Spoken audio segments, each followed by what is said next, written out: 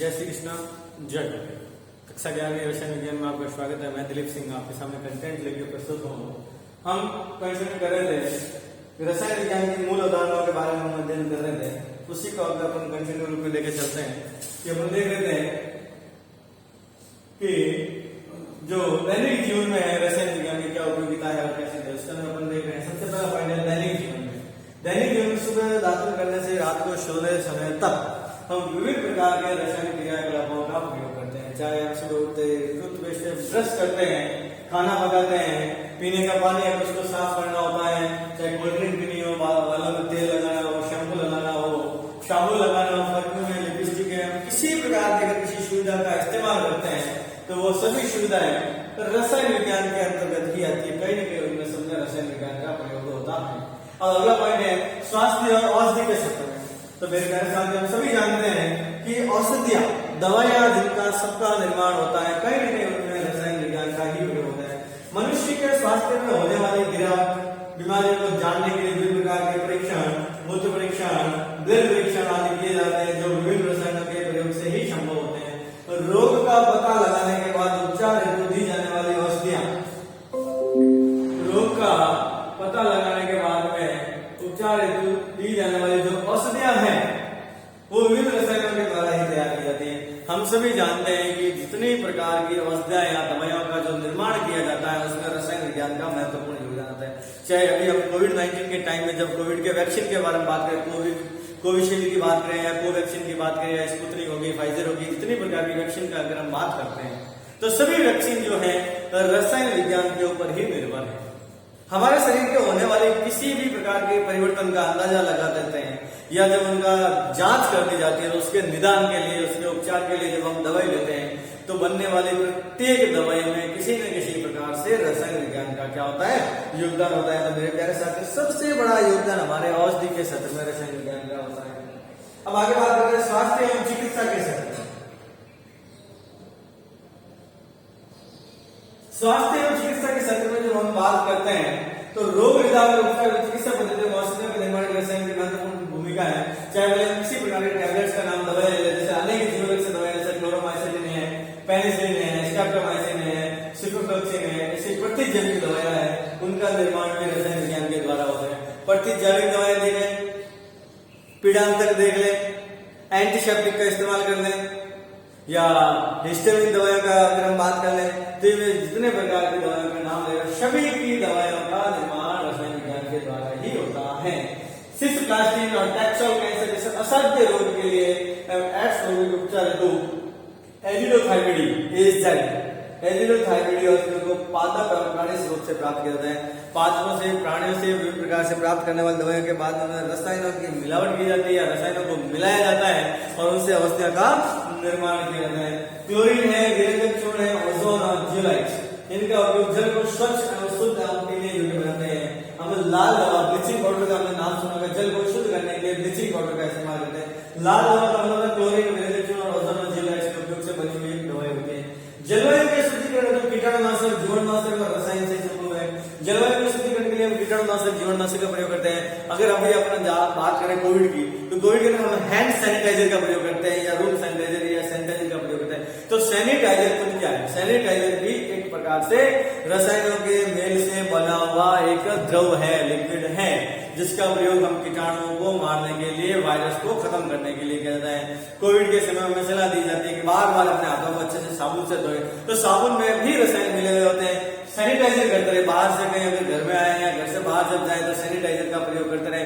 तो सैनिटाइजर भी एक एल्कोहलिक मिश्रित रसायन ही है, तो उसका प्रयोग किया जाता है। अब बात करते हैं आगे कृषि के क्षेत्र में। हमारा भारत कृषि प्रधान देश, कृषि के क्षेत्र में अगर हम बिना इसको देखे कंटेंट्स की बात करते हैं तो कृषि के क्षेत्र में भी विभिन्न प्रकार के रसायनों का उपयोग होता है। जैसे यदि हम बात करते हैं हमें उत्पादकता को बढ़ाना है तो हम उत्पादकता को बढ़ाने के लिए, ग्रोथ को बढ़ाने के लिए यूरिया का इस्तेमाल करते हैं, पोटाश का इस्तेमाल करते हैं, फॉस्फेट का इस्तेमाल करते हैं, सल्फर का इस्तेमाल करते हैं और न जाने कितने प्रकार के औषधियों का इस्तेमाल करते हैं। कीटाणुनाशी, जीवाणुनाशी, रोगनाशी का इस्तेमाल करते हैं, पेस्टिसाइड का इस्तेमाल करते हैं। तो ये सभी जो इस्तेमाल की जाने वाली चीजें हैं, ये सभी चीजें किसमें आती है? रसायन विज्ञान के अंतर्गत है। बिना रसायन के इनका संभव नहीं। इसीलिए अपने लास्ट वीक लेसन में बात पढ़ी थी, the life is not possible without chemistry. There is no possibility of the life जीवन की कोई संभावना नहीं है विदाउट केमिस्ट्री, रसायन विज्ञान के बिना। कृषि के क्षेत्र में भारत में बहुत अधिक प्रगति की है।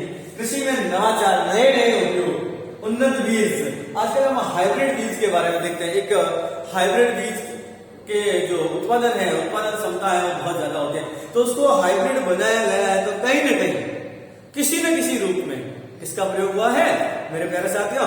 रसायन विज्ञान का प्रयोग हुआ है। खाद के प्रयोग से पैदावार में अच्छी बढ़ोतरी।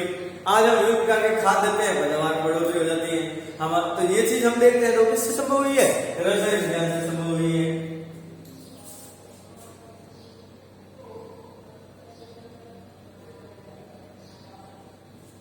इस प्रकृति में कीटनाशक, इंसेक्टिसाइड, फफूंदनाशक, फंगिसाइड, पीड़कनाशक, पेस्टिसाइड जैसा रसायनों की महत्वपूर्ण भूमिका है। ये तीन नाशक ही हम ज्यादा इस्तेमाल करते हैं। कीटनाशक, इंसेक्टिसाइड, फफूंदनाशक। ये तो छोटी छोटी फफूंद जैसी लग जाती है, पत्ते खराब हो जाते हैं, उसको कहते हैं फंगिसाइड। जैसे अगर आप बात करते हैं, पर्टिकुलर बात करते हैं मिर्ची के अंदर बात करते हैं, तो मिर्ची का पौधा एक समय आने के बाद में मुरझा कर ऐसे बंधना शुरू हो जाता है, जिसको अपने हमारी लोकल लैंग्वेज कहते हैं बंद की, मतलब मुरझा के जकड़ जाता है। उसके लिए हम फंगिसाइड का इस्तेमाल करते हैं। फफूंद की वजह से ऐसे वो दिखाई नहीं देती है, वो फफूंद की वजह से पत्ता खराब हो जाता है, उसको फंगिसाइड बोला जाता है। और एक पीड़कनाशक, पेस्टिसाइड। पीड़कनाशक इस्तेमाल करने के बाद हमें अच्छी पैदावार प्राप्त हो जाती है। आजकल विभिन्न किसमें विकसित है तो बायोटेक्नोलॉजी और जीन टेक्नोलॉजी का प्रयोग किया जाता है। अब बात करते हैं उद्योग में, इंडस्ट्री में रसायन का क्या प्रयोग है। तो अगर यहाँ पर भी हम बात कर सकते हैं, इंडस्ट्री की संकल्पना ही रसायन से शुरू होती है। रसायन विज्ञान की प्रकृति ने अनेक उद्योगों को जन्म दिया, जिनसे न केवल हमारी आवश्यकताओं की पूर्ति होती जबकि अनेक व्यक्तियों को क्या मिलता है? रोजगार भी प्राप्त हुआ है। वस्त्र उद्योग, रंग, पेंट उद्योग, सर्फ, साबुन, चमड़ा, धातु निष्कर्षण, फोटोग्राफी, चीनी, सीमेंट, ग्लास। हम जितने प्रकार के उद्योगों का बात करते हैं, यदि कोई छोटी से छोटी इंडस्ट्री भी लगती है, छोटे से छोटा उद्योग लगता है और बड़े लेवल तक के उद्योग में, सब में रसायन का प्रयोग होता ही होता है। बिना रसायन के किसी उद्योग की संकल्पना ही नहीं की जा सकती, किसी उद्योग के बारे में सोचा ही नहीं जा सकता है। अब आगे बात करते हैं नए पदार्थ के निर्माण में। यदि आज हम नए पदार्थ के निर्माण की बात करते हैं तो रसायन विज्ञान की वजह से ही किसी भी प्रकार के नए पदार्थ का निर्माण संभव हो पाता है। रसायन सिद्धांतों के स्पष्ट समझ के कारण चुंबकीय, magnetic, non magnetic, electromagnetic, optical, प्रकाशीय गुणधर्म आदि पदार्थों का निर्माण हो पाता है, जिनके परिणामस्वरूप अतिचालक, सिरेमिक, बहुलक, आज हम बहुलक की बात करते हैं, सिरेमिक की बात करते हैं, प्रकाशीय तंतु आदि का प्रयोग करके नए पदार्थों का निर्माण किया जा सकता है। आजकल हम देखते हैं विभिन्न प्रकार के प्लास्टिक में भी भिन्न भिन्न प्रकार के प्लास्टिक आ रहे हैं। पहले हम सामान्य प्रकार का जैसे दूध प्लास्टिक हमने दो भाग में बांटा था, ताप सुनम्य और ताप द्रव। उसके बाद में आजकल हम जो प्लास्टिक यूज कर रहे हैं अच्छी अच्छी क्वालिटी के, अच्छे अच्छे डिजाइन का, लाइट वेट का, हैवी स्टफ का, विभिन्न प्रकार के जो प्लास्टिक इस्तेमाल किए जा रहे हैं, तो वो रसायनों के मेल से ही हुआ है। अभी जैसे एक प्लास्टिक चल रहा है एबीएस।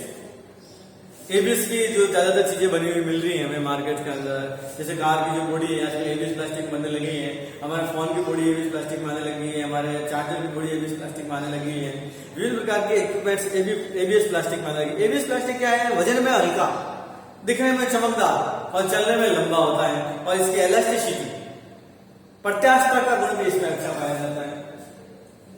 युद्ध के क्षेत्र में हम यदि बात करें युद्ध की, तो युद्ध के क्षेत्र में भी तो विभिन्न प्रकार के विस्फोटक सामग्री का इस्तेमाल देखते हैं, चाहे वह हमारी छोटी सी कारतूस गोली से लगाकर बड़े बड़े परमाणु बम तक चले जाए, तो सब में कहेंगे रसायन का प्रयोग होता है। मतलब रसायन विज्ञान के बिना ये संभावना नहीं होती। युद्ध में उपयोगी सामग्री टीएनटी है, डायनामाइट है, नाइट्रोग्लिसरीन है, एंथ्रेक्स है, परमाणु बम, हाइड्रोजन बम, विषैली गैसें, सभी रसायन विज्ञान के अनुप्रयोग करा देते हैं। यदि हम कोविड के बारे में बात करते हैं, ये भी एक प्रकार का जैविक बम है जो लेबोरेटरी में ही तैयार किया गया है। तो इसमें भी कहीं ना कहीं केमिकल का इस्तेमाल हुआ है, इसको बनाने में केमिकल का इस्तेमाल हुआ, इसकी रोकथाम के लिए केमिकल का इस्तेमाल हुआ, और इससे बचाने के लिए भी केमिकल का इस्तेमाल होता है, रसायन का इस्तेमाल होता है। तो कहने का मतलब कि जीव की उत्पत्ति से जीवन की समाप्ति तक और समाप्ति के पश्चात के क्रियाकलापों तक, समाप्ति के पश्चात का क्रियाकलाप मतलब कि बॉडी को डिस्ट्रॉय करना, बॉडी के विघटन तक, सब में केमिस्ट्री का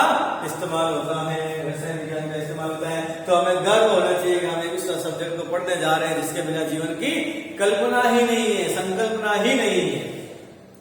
और लास्ट में अपन देखते हैं पर्यावरण के शुद्धिकरण में, टू प्योरीफाई द एटमॉस्फेयर। वाहनों से निकलता हुआ धुआं, नाभिकीय हादसों, औद्योगिक अवशेष, जल में प्रदूषण की मात्रा को नियंत्रित करने में भिन्न भिन्न प्रकार के रसायन का प्रयोग किया जाता है। आजकल जितनी तकनीक ने प्रगति की है उतने ही तकनीकी के नुकसान भी हमारे पर्यावरण को देखने पड़ रहे हैं।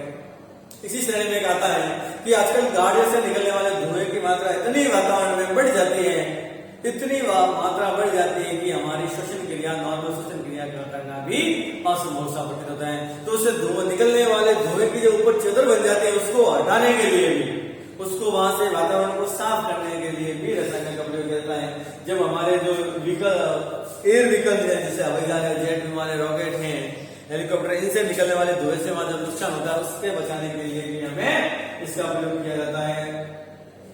समताप मंडल में ओजोन के सह को बढ़ाने वाले पदार्थ क्लोरोफ्लोरोकार्बन CFC का विकल्प रसायन अध्ययन के द्वारा ये संभव होता है। पहले CFC का इस्तेमाल ज्यादा होता था, अब आजकल CFC के इस्तेमाल को नामंजूरी मिली है, क्योंकि ये क्या करती है, हमारे पर्यावरण की जो ओजोन मंडल है, जो हमारी रक्षा प्रणाली है। ओजोन मंडल क्या है, हमारी एक प्रकार से रक्षा प्रणाली है, जो सूर्य से आने वाले हानिकारक विकिरणों को अपने तक ही रोक देती है। लेकिन जब हमारे ओजोन परत को ही नुकसान पहुंचने लग गया तो ओजोन परत किसकी वजह से नुकसान होता सोचा था, CFC क्लोरोफ्लोरोकार्बन। CFC के बहुत सारे अपर रूप होते हैं, CFC 111, CFC 112, CFC 113, CFC 101, CFC 110, बहुत सारे इसके अपर रूप हैं जो नुकसानदायी होते हैं और इनका अलग अलग प्रकार के CFC का अलग अलग लेवल पर नुकसान होता है।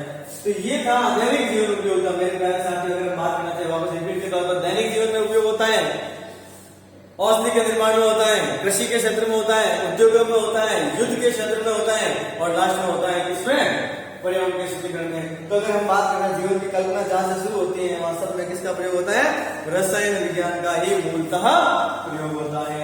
अगर अपन बात करें रसायन विज्ञान के मापन, बेसिक 11th के पेपर में बेसिक रसायन विज्ञान का मापन, प्रयोगशाला में किया गया मापन त्रुटि और अनिश्चितता ये होता है जो मापन उपकरण की सीमा पर निर्भर करता है। हम किसी भी प्रकार के मापन करते हैं तो हमारे उपकरण की मापन की गुणवत्ता पर निर्भर करता है कि हमारा जो उपकरण है वो कितनी एफिशिएंसी के साथ में किसी चीज का मापन करता है, उसके ऊपर निर्भर करता है हमारे बनाए हुए पदार्थ के मापन का। वैज्ञानिक आंकड़ों में विशेष शब्द का इस्तेमाल किया जाता है, वो होता है सार्थक अंक, सिग्निफिकेंट फिगर जिसको कहते हैं।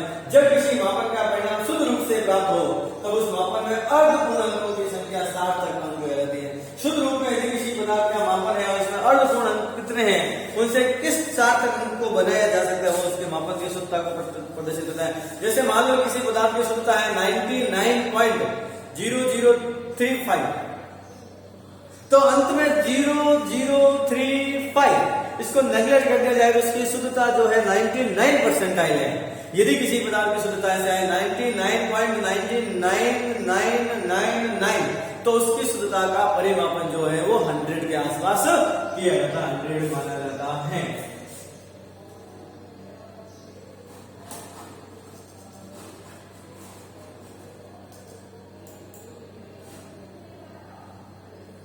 किसी मापन की संख्या लेते समय अंतिम अंक से पहले के सभी अंक निश्चितता से क्या होता है तथा अंतिम अंक में की क्या होती है, अनिश्चित। वही बात है जो कि सही आपको। उदाहरण के लिए प्रोटॉन का मापन है 11.64, इसको 11.64 ना पढ़े, 11.64 या 64 है, जिसमें 4 अंक है, जिसमें से 116 निश्चित है, 116 दशमलव के बाद जो पहला अंक आता है वो निश्चित होता है, उसके बाद के जो अंक होते हैं वो निश्चित नहीं होते हैं।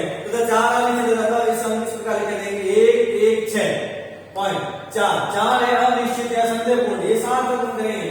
ध्यान रहे कि समस्त अंक एक संख्या में क्या होते हैं, सार्थक होते हैं, लेकिन केवल अंतिम अंक क्या होता है, अनिश्चित या संदेहपूर्ण अंक में माना जाता है। जबकि जैसे इनमें से एक 6 निश्चित और 4 कुछ हद तक वाली से, जिसमें इसे प्लस माइनस 0.1 ग्राम की क्या होती है, इसमें अनिश्चितता पाई जाती है। सार्थक अंक को प्रस्तुत करने के कुछ नियम दिए गए हैं, इन नियमों के बारे में जानकारी हम आगे की क्लासों में पढ़ेंगे। तो मेरे प्यारे साथियों, आज अपन ने जितना पढ़ा है उसको रिवाइज करें। मैं आपको इन सब के पीडीएफ नोट्स भेज दूंगा जो आपको कॉपी में भी नोट करने हैं और साथ साथ में इनको अपने साथ में फर्दर स्टडी के अंदर भी आपको लेकर आना है। जल्द से जल्द, जितना जल्द हो सके केमिस्ट्री के नोट्स की नोटबुक खरीद लें ताकि हम नोट्स बना जाएं।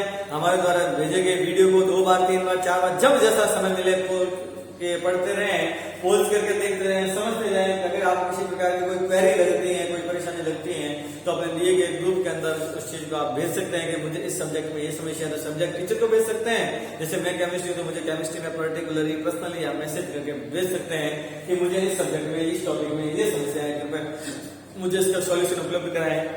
यदि कोई समस्या कॉमन रहेगी तो उस समस्या को सबके साथ उसका समाधान कर दिया जाएगा। अब आज के लिए इनफ है। जय श्री कृष्णा, जय गुरु।